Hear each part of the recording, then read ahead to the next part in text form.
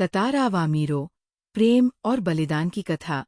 अंडमान निकोबार द्वीप समूह की लोक कथाओं में एक प्रसिद्ध कथा है ततारा और वामीरो की प्रेम गाथा। ऐसा कहा जाता है कि पहले अंडमान और निकोबार द्वीप एक ही थे, लेकिन ततारा की तलवार के कारण ये विभाजित हो गए।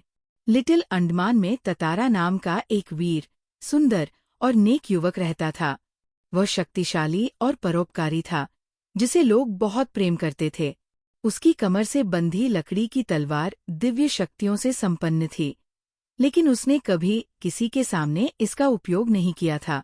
एक दिन जब सूर्य क्षितिज पर ढल रहा था, ततारा समुद्र तट पर टहल रहा था। तभी उसे समुद्र की लहरों के बीच से एक मधुर गीत सुनाई दिया।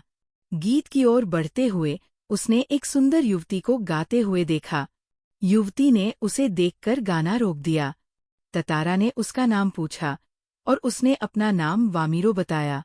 ततारा पहली ही नज़र में उसे पसंद करने लगा और अगले दिन मिलने का वादा किया। वामीरो भी अंदर ही अंदर बेचैन थी।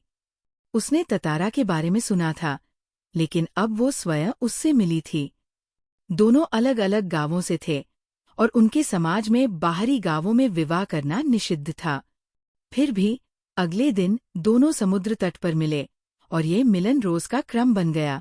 जल्द ही गांव में उनकी प्रेम कहानी की चर्चा होने लगी।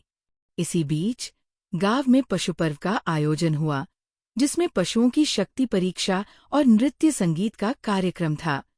ततारा भी वहां पहुंचा और वामीरो को ढूंढने लगा। उसे नारियल के पेड़ों के पीछे छुपी वामीरो मिल गई, जो फूट फूट कर रो रही थी।